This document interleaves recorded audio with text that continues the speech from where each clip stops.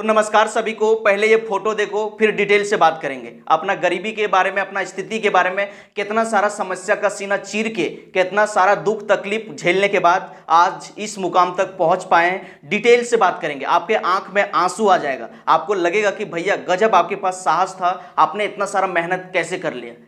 बहुत सारे जो स्टूडेंट हैं आजकल बोलते हैं कि भैया मेरे घर में पैसा नहीं है, मेरे मम्मी पापा पैसा नहीं देते, हम पढ़ने में कमजोर हैं, पढ़ाई लिखाई में मन नहीं लगता है, छोड़ के दिल्ली बम्बई कलकत्ता कमाने के लिए चल जाते हैं, अच्छा नहीं लगता है, बचपन से हम कमजोर हैं, मेरे मम्मी पापा समझदार नहीं है, पढ़ाई मेरे से नहीं हो पाएगा। देखो दोस्त, पढ़ाई लिखाई से ज़्यादा आसान काम कुछ भी नहीं है। जो इंसान बाहर में काम करता होगा ना, कोई दोस्त होगा, अंकल होंगे, आंटी होंगे, या फिर कोई आपका जीजा जी होंगे, कोई भी होंगे, उसको पूछो जब 10 से 12 घंटा किसी दूसरे इंसान के अंदर जब काम करता है तो उसको कितना दर्द होता है, उसको कितना तकलीफ होता है। एक बार उसको पूछ के देखो, फिर लगेगा कि सबसे आसान काम पढ़ाई लिखाई है। चलो डिटेल से बात करते हैं। अगर आपको लग रहा है कि बहुत ज़्यादा स्ट्रगल है मेरे लाइफ में, हम टूट चुका हूँ, घर से परेशान हूँ, बाहर से परेशान हूँ, घर से पैसा नहीं मिल रहा है, मैं कमज़ोर हूँ, तो ये वीडियो को पूरा देखो। आपके अंदर जोश जुनून जगा देगा और आपको स्ट्रगल करने का हिम्मत देगा। तो चलो शुरू से शुरुआत करते हैं। तो देखो दोस्त, ईमानदारी से बता रहे हैं, दुर्गा पूजा का समय है, हम सोचे थोड़ा मोटिवेट करते हैं, पढ़ाई लिखाई का वीडियो हमेशा चलता रहेगा। तो चलो, जिस टाइम हम 8-9 क्लास में पढ़ते थे उस टाइम क्या हुआ था कि मेरा बहन जो थी, बड़ी थी, उसका शादी होने चला। तो शादी सेट हो गया। उसके बाद मेरा जो अंकल थे वो जो है शादी सेट होने के बाद लड़ाई झगड़ा करने लगा और वो साइड हो गया, जिसकी वजह से ज़मीन का मेरा बिक्री हो गया और जो घर बना हुआ था वो दिन रात लड़ाया होता था हल्का फुल्का। और जिसके वजह से अब जब बहन का शादी सेट हो गया है, अब जब उसको दहेज देना है तो चाचा जो है वो बंटवारा कर लिया, पैसा भी बांट लिया, जमीन भी बांट लिया। अब क्या करोगे, कर्जा हो गया। और उस टाइम पढ़ना बड़ा मुश्किल हो गया मेरे को। पढ़ाई लिखाई जो है लग रहा था कि अब हो ही नहीं पाएगा। 8-9 क्लास में पढ़ते थे, कई सारे लोग बोलता था कमाने के लिए भाग जाओ, दिल्ली भाग जाओ, बम्बई भाग जाओ, माँ बाप को सपोर्ट करो, यही तरह बोलता था। मेरा दिमाग काम नहीं कर रहा था। लेकिन जिस टाइम हम 4-5 क्लास में पढ़ते थे, एक प्राइवेट स्कूल में पढ़ते थे गांव में, तो वहाँ जब शनिवार को ड्राइंग का क्लास होता था तो बढ़िया से लिख के दिखाते थे, छाप के दिखाते थे। टीचर बार बार बोलता था, अरे गणेश तेरा हैंड राइटिंग बड़ा मस्त है, तुम आगे जाके पेंटर बनेगा, अच्छा इंसान बनेगा, आर्टिस्ट बनेगा। यही मेरे दिमाग में बैठ गया था।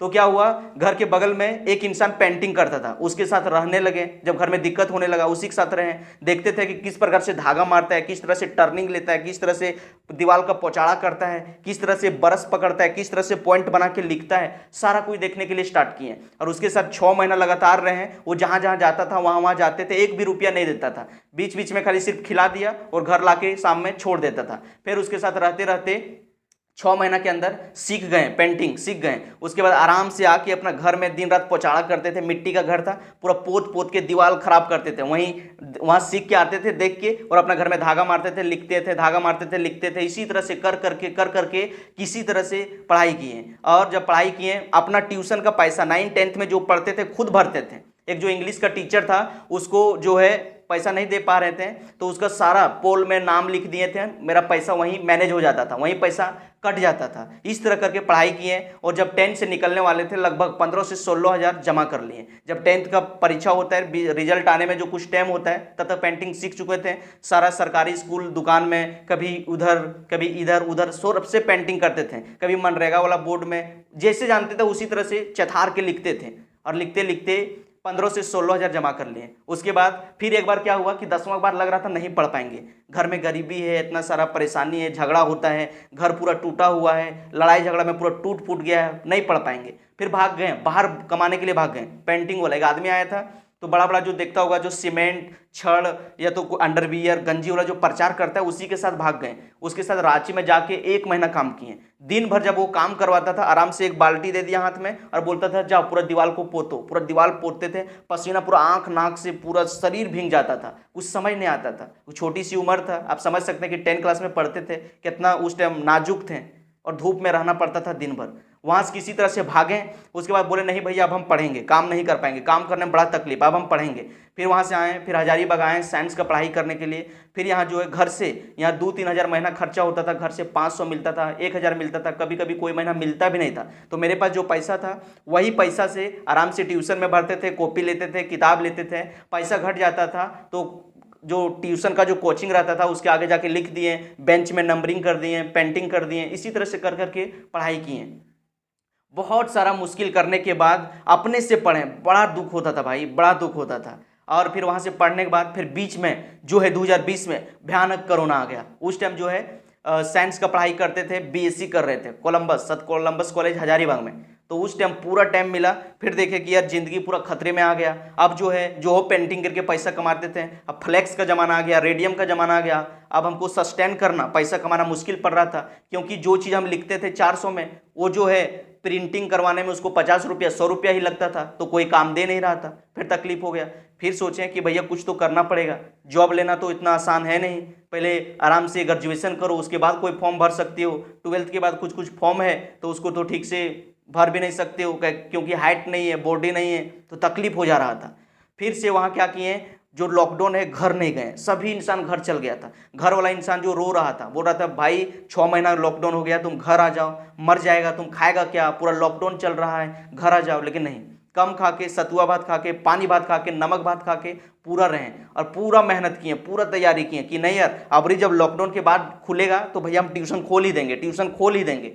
यही खोल के पूरा पढ़ाई किए, तैयारी किए। जैसे लॉकडाउन खुला उस टाइम तुरंत हम जो है ट्यूशन खोल दिए। जो मेरे पास पैसा था कमा के रखे थे, घर से कुछ पैसा मांग लिए कि अब हम ट्यूशन खोलेंगे, पैसा कमाएंगे। उसके बाद जैसे ट्यूशन खोलें, फिर से थोड़े दिन चला, फिर जो शुरुआती में कोई बच्चा आता भी नहीं था और रेंट बहुत ज़्यादा था, भर नहीं पा रहे थे, पूरा बेचैन हो गए, जिसकी वजह से सोच रहे थे पैसा कहाँ से जुटावें, घर में इतना तकलीफ है, दिन रात एकदम मजबूरी का रोना रोते थे, माथा दर्द करता था। एक बार जो है रेंट नहीं भेट रहा था, मालिक पूरा तंग कर रहा था, रात भर नींद नहीं आता था, खाते थे पचता नहीं था। एक बार 3 महीना के लिए डिप्रेशन में चले गए, कुछ समझ नहीं आ रहा था, लग रहा था कि सुसाइड कर लें।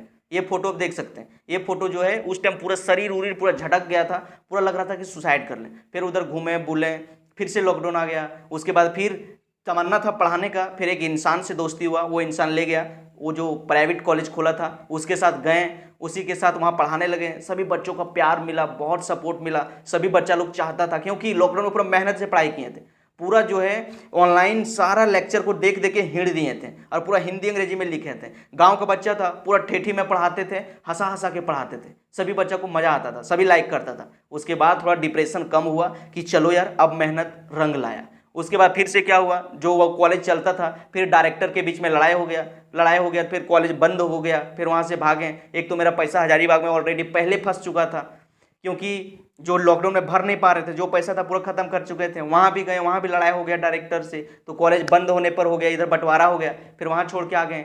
फिर सोचे अब क्या करें। दिन रात सोशल मीडिया पर वीडियो देखते थे कि सारा आदमी जो है सोशल मीडिया पर वीडियो डाल के पैसा कमा रहा है, कोई ब्लॉग बना रहा है, कोई ब्लॉग लिख रहा है, कोई वीडियो बना रहा है, कोई टीचिंग करवा रहा है। तो मेरे अंदर भी पैशन जागा कि हम भी कुछ कर सकते हैं। मेरे पास इतना तो यार बचपन में इतना संघर्ष करके पढ़ाई की है, इतना लिखाई की है, इतना पढ़ाएं, इतना नॉलेज आ गया, तो आप तो हार मानेंगे नहीं भैया।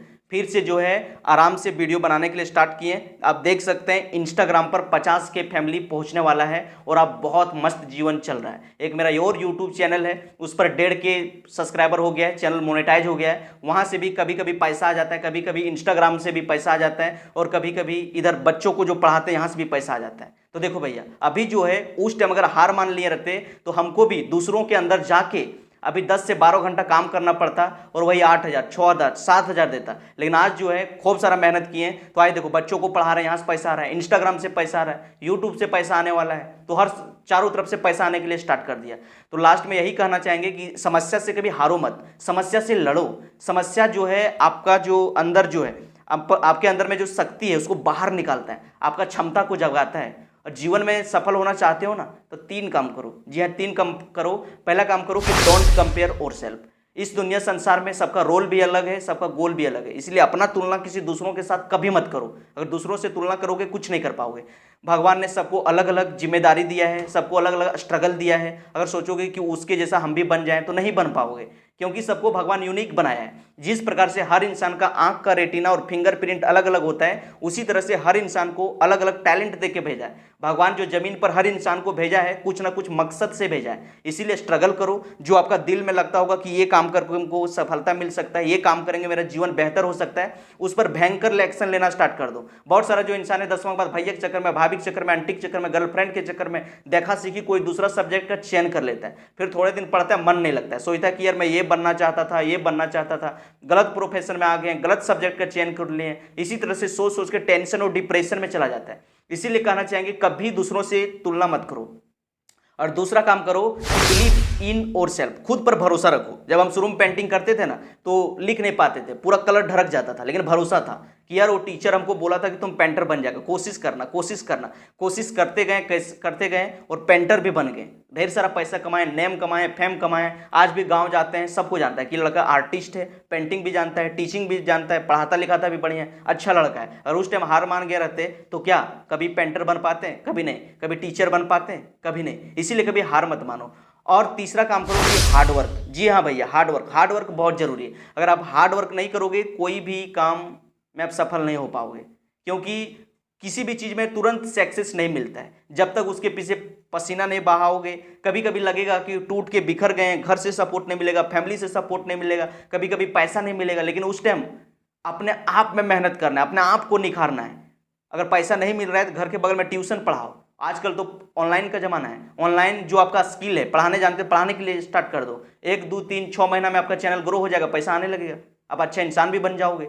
तो कभी हार मत मानो। जीवन में अगर सफल बनना चाहते हो तो 3 लेसन याद कर लो। पहला, डोंट कंपेयर और सेल्फ, दूसरा बिलीव इन और सेल्फ, और तीसरा हार्डवर्क। अगर ये 3 काम कर लोगे तो सफल होने से कोई रोक नहीं पाएगा। तो चलिए मिलते हैं नेक्स्ट वीडियो में, तब तक के लिए टेक केयर, बाय बाय।